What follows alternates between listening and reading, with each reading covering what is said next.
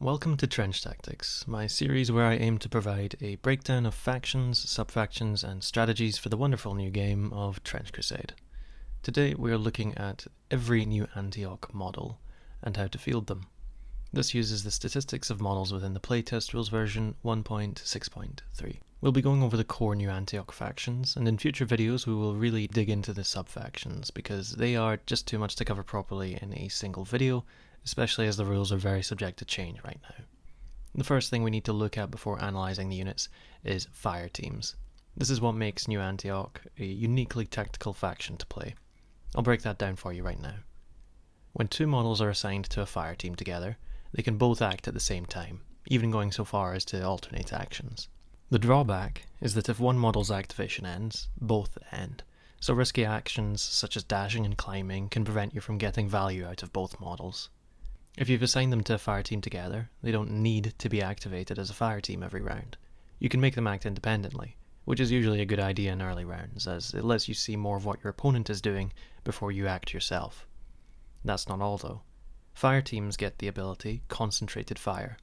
This means if the other model in the fireteam has hit a model already, the other fireteam member can trigger Bloodbath for 3 blood markers, regardless of whether that target is down or not. Even if the first attack didn't cause an injury, Concentrated Fire still applies as long as it hit, which is important to remember. In core New Antioch, you can create 2 of these fireteams, and we'll go over who is best to put in them and why. The restrictions here are that only New Antioch models can be part of a fireteam. This generally means no mercenaries, but there are exceptions, such as Mamluk Faris with his own ability to create a fireteam, and Trench Dogs with certain glory upgrades. But these are not important to our focus today. The ethos of the fireteam, because of Concentrated Fire, is that one model should be capable of inflicting multiple blood markers reliably, making them the setup. The other should be capable of dealing extra injury dice on attacks, ignoring armor, or both. This makes them our finisher. Now that we have a decent understanding of fireteams, let's talk about the New Antioch roster. We'll start off here with the humble Yeomen. You can get him on your team for 30 Ducats base. Everything in our roster has 6-inch movement, and the Yeomen is no exception. He's got 0 extra in melee and ranged, and has no innate armor. The Yeomen comes with a discount bolt action rifle, half price at 5 Ducats instead of 10. Meaning when you hire him, you're paying out 35 Ducats in actuality, but you get a bolt action for your trouble. If you don't want your Yeoman to have that, you need to pay the difference. For 10 Ducats, you can give a Yeoman Infiltrator, which means they can deploy anywhere as long as they are 8 inches away from enemies and out of line of sight. After all non-infiltrator models have deployed, as long as the scenario you're playing in allows infiltrators, which is really quite good. Overall, Yeomen are cheap, basic, and flexible. When running them, accept the fact that they are cannon fodder, likely to die, which is fine because you're playing New Antioch. You rarely want these guys kitted out, and you rarely want them on a fire team. There is usually a better choice. But if you make them into a Flamer Mole, then there is some fireteam potential. What is a Flamer Mole? Well, I'll get to that. Here we have some potential builds for the Yeoman that New Antioch players like to use. First up is the Rifleman build. It's 35 Ducats because it changes literally nothing. You keep your rifle, your 24-inch ranged weapon, it adds activations to your list for cheap, can hold objectives, and shoot from range. Don't expect much from 35 Ducats worth of dude, but he'll show up for an honest day's work on the table. Second, the aforementioned Flamer Mole. Give a Yeoman the Infiltrator upgrade and throw a Flamethrower on him, and he'll cost twice as much as your Rifleman, but for good reason. The Flamethrower has 8 inches of range, but it hits automatically, ignores armor, and has the fire keyword, which causes an extra blood marker, though the drawback is it has -1 dice to injure, so probably won't kill anything without spending blood. But what it will do is guaranteed put 2 blood markers on anything that doesn't resist fire.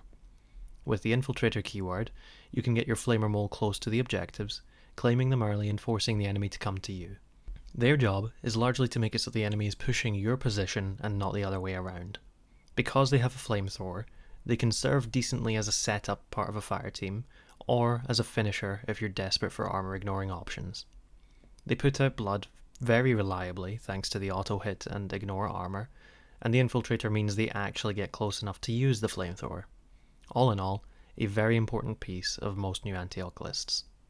Next, the Road Bump Yeomen.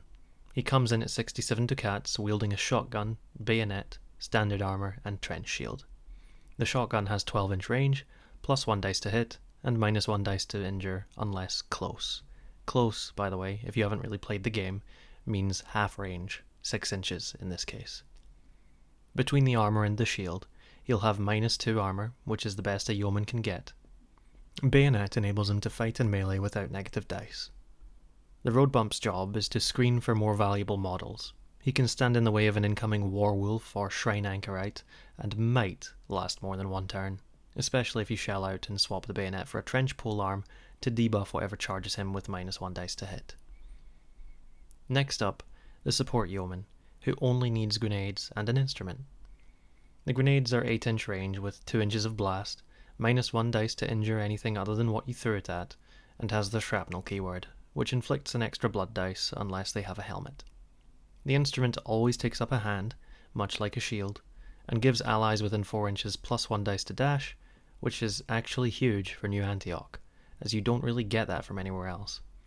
If you've got Ducat's spare, you can give him a medikit, which means that he can end most turns by attempting to remove blood markers from allies, or getting them to their feet. His job is going to be to stay close to valuable allies that need to close distance, like the Mechanised Heavy Infantry or Shocktroopers, who we'll get to shortly. Next up, the Shocktrooper. 45 ducats with plus 1 dice to hit for melee. Their first ability is Shock Charge, which means when charging you roll 2 dice instead of 1, taking the highest. Mathematically speaking, this changes the average expected roll result from a 3.5 to a 4.47, not that the decimals really matter, making them better at hitting those long-range charges. They also get Assault Drill, which ignores the heavy keyword on melee weapons, letting them move and attack despite not having the keyword strong. This combines to make them decent at melee and consistent at charging. Their abilities make them valuable in a fire team as either a setup or a finisher, and they work well together if you shove 2 in the same team. They are ultimately limited to 5 in a standard New Antioch warband, but 5 is more than enough for most lists. As for our builds, the first is the Dual Wielder. You give this guy grenades and either 2 clubs or 2 swords. Swords have critical, so if you're generally a lucky roller they can be worth the 2 extra ducats to spare, but they're not necessary at the end of the day. Importantly, grenades have the assault keyword, which means you can throw them and still charge. With dual wielding, that means you're putting out 3 attacks, with a decent chance of getting 3 blood markers on the target, thanks to the shrapnel on the grenades especially. His job, as you can imagine, is to get up the field and inflict blood. Generally, since he needs to be in melee to do this, you only want to use him as a setup piece with a melee finisher like the Zwei Shocktrooper. Speaking of, the Zwei Shocktrooper brings grenades and a greatsword into battle, costing a lean 64 ducats. With grenades, after the dual wielder has done his job, the Zwei can pretty much ensure that there are at least 3 blood markers on the target and trigger Fireteam Bloodbath. You'll be rolling at least 4 dice to injure, thanks to the greatsword, taking the 3 highest, which is an average of 12, meaning you kill or strip tough from something even if it has minus 3 armor. The Zwei Shocktrooper can be worth giving armor and equipment like a helmet or gas mask, but generally just in the later stage of campaigns and not in one-off games. The last build we're looking at is dubbed the Shock Rocker, 70 ducats. He takes grenades, like his pals, a club and an instrument, making him a better version of the Support Yeoman, but a version that costs more. Again, you can throw a medikit on him for 5 ducats. Why this guy over the Support Yeoman?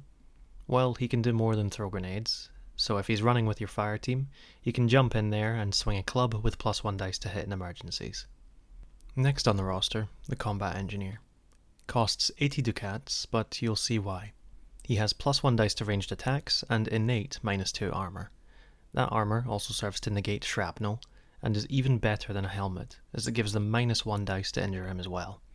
You can't switch the armor out, but you wouldn't really want to anyway.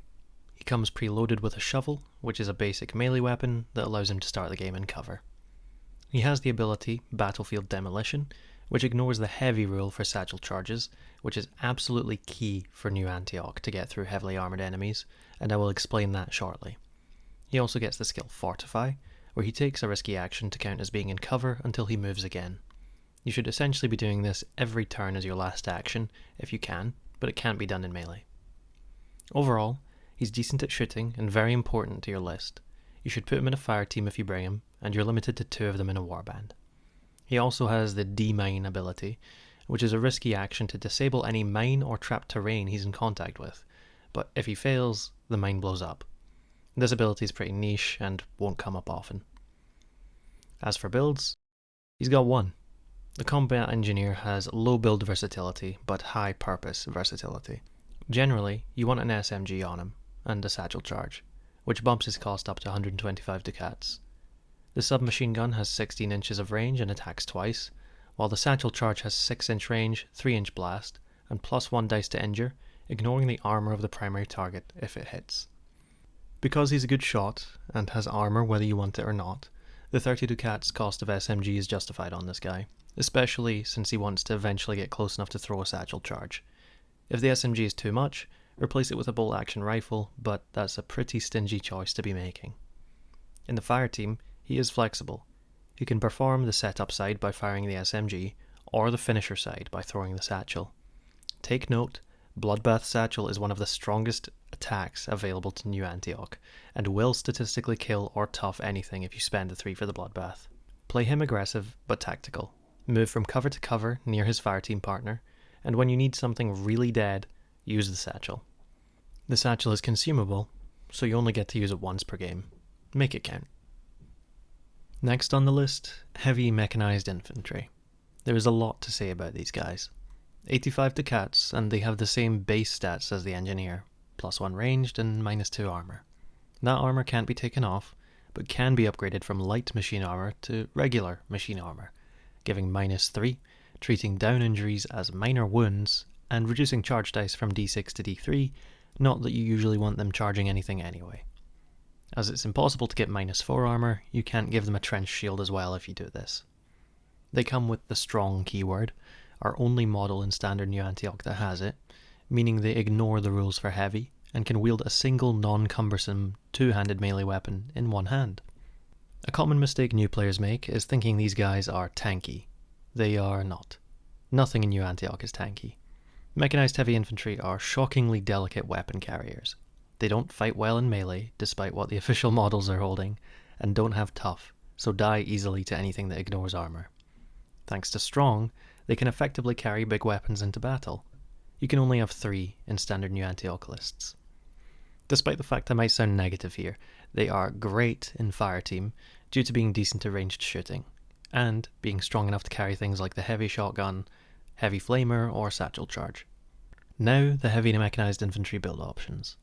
The most important one you're likely to find is the heavy shotgun finisher, who will cost 105 ducats to equip with the heavy shotgun he's named after. This weapon has 12 inches of range, +1 dice to hit, and a whopping +2 dice to injure at short range. Absolutely slap this man in a fire team as a finisher. If you trigger a bloodbath at short range, you're rolling with 5 dice minimum to injure, averaging 13.5 as the sum of the top 3. I don't care what the target is wearing at that point, it's probably dead or tuft. That said, it's difficult to actually achieve this. You need to be within 6 inches of the target without dying or getting charged. You're likely to mess this up a few times before you get the game sense to pull it off consistently. Because of what you're investing into him, and his importance in the list, it can be worth giving him the machine armor upgrade, a gas mask or helmet, or all of the above. Your next option is the heavy flamer, a very expensive 140 ducats total.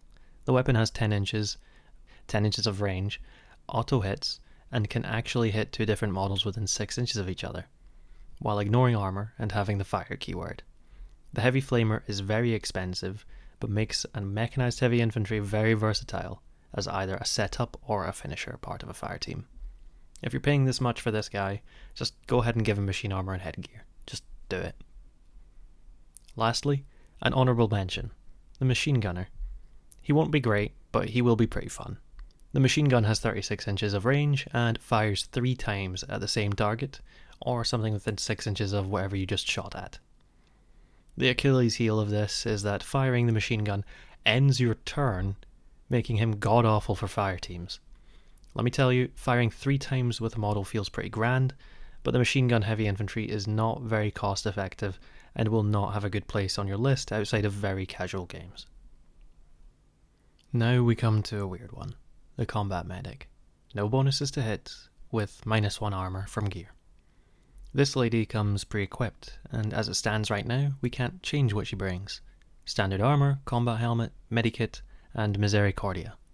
That special knife is unique to her, and ignores armor against downed enemies. She is immune to fear, thanks to convent training, and with Finish the Fallen she gets +1 dice to injure downed enemies in melee, but not if they're black, grail, or demonic, which feels pretty bad. She gets +1 dice to roll medikit, removing blood markers or helping a buddy to their feet, which is nice. Overall, she is pretty niche. 65 ducats isn't too expensive, but they can be spent elsewhere, going towards a Shocktrooper or most of a Flamer mole. If we get on Copium, she can sometimes be a source of ignoring armor and consistent healing. We can't change her build right now in 1.6.3, so I'm using this section to throw her a bone. If you really want to run her, and you're playing a campaign, here's the strat. Recruit her when you have a few field promotions in the bank, play careful with her in the next game, pray she lives, and promote her to an elite. Try to roll something good on the melee skills chart when she levels up, such as the +1 dice to melee skill, and from there have her follow close to valuable units, healing them and finishing off enemies they manage to down with an armor-piercing attack. She can be part of a fire team, and she would take the finisher role and be paired with a dual-wielding Shocktrooper. At that point, just pray you down the target for her. Combat Medic enjoyers, please make yourselves known in the comments and rise up. Now the Sniper Priest, the first elite unit that we're going to be looking at. He comes in with -1 dice to melee, but a tasty +2 dice to range.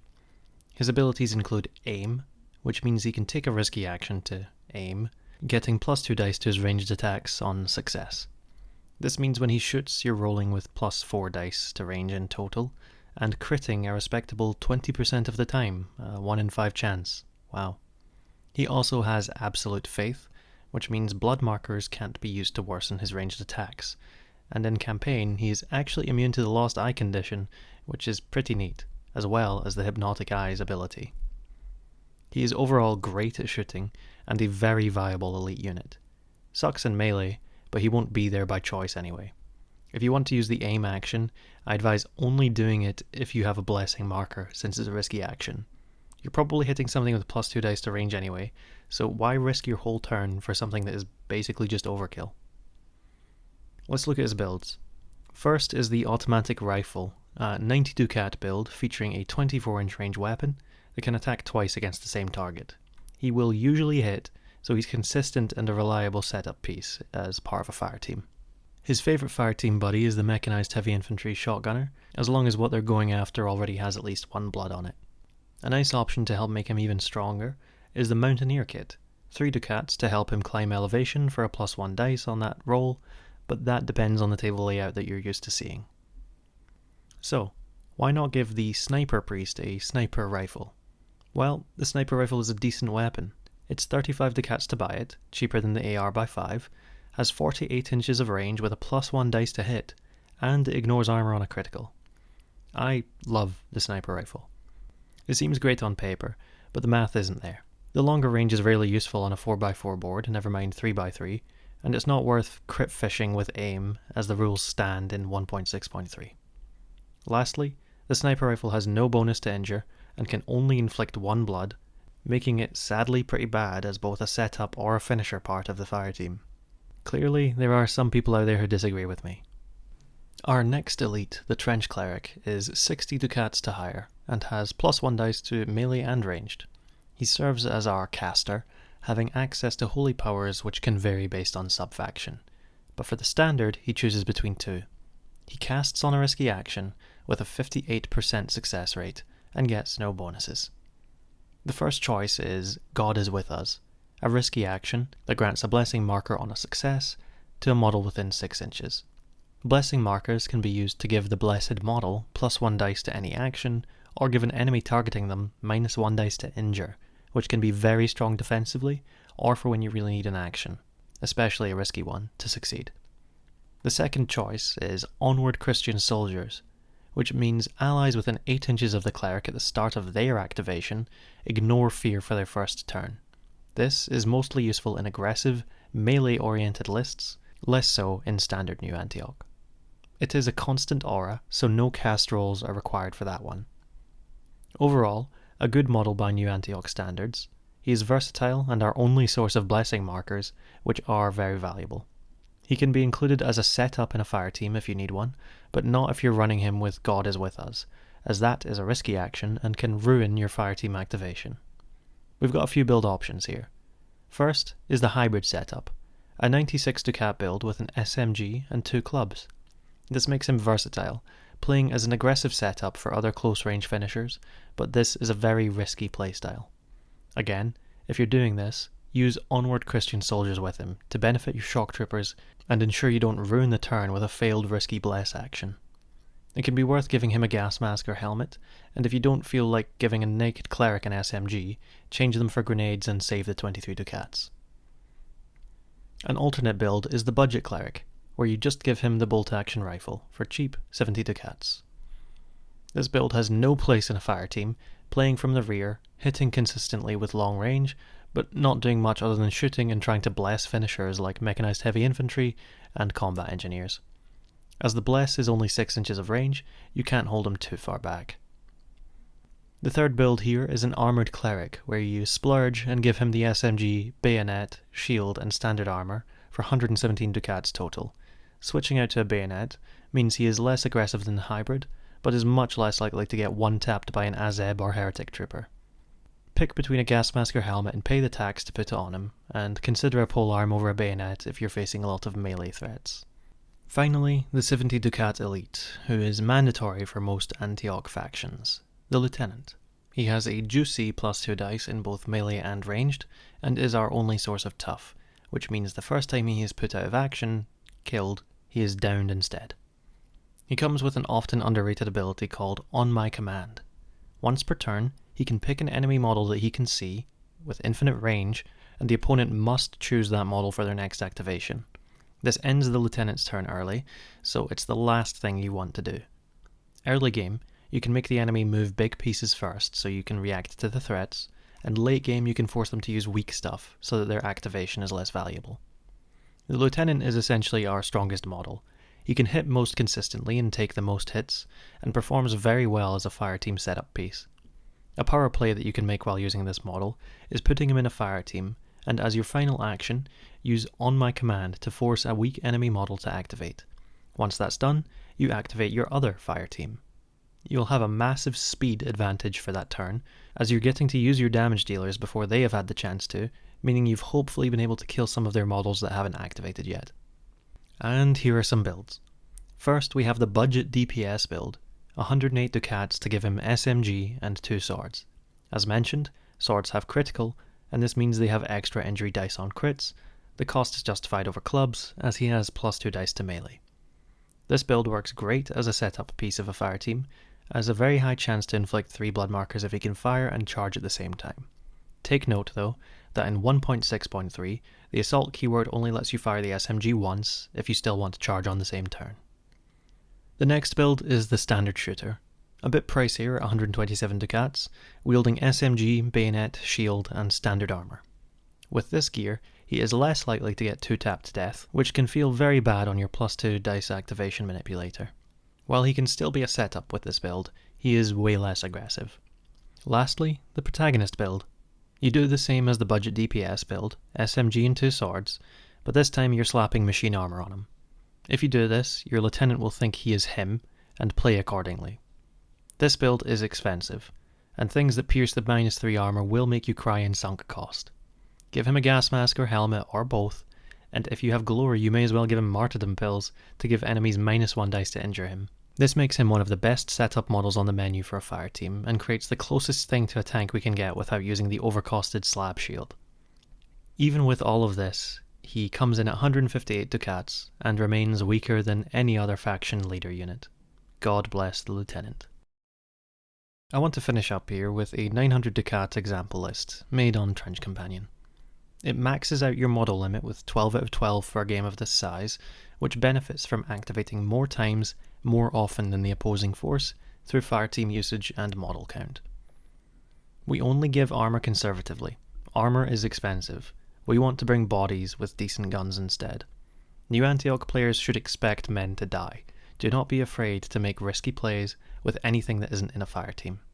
Do your best to trade up by killing or hurting something valuable, then dying knowing you did your part. You can see here some examples of fire teams as well. It's hammer and anvil, setup and finisher. We want to catch out important enemy units and trigger our discount bloodbath as soon as possible. Use cover and line of sight to preserve your fire team members, while less important units and objectives draw the enemy models in for the kill. Well, that's all for this video, and if you made it this far, thanks for watching. I'm moving away from Warhammer content, if you couldn't tell, because I really like Trench Crusade. It's the best wargame I've ever played. I'll be your budget Auspex tactics, and try and share what I've learned from my games and knowledge that the community has shared with me. Like I said, videos about every faction and sub-faction are coming, so subscribe if you like what I'm doing here. Like the video, share it, do that new hype thing, and comment your thoughts and any advice of your own, or whatever faction you want to see covered next. This has been Trench Tactics, and I'll see you around.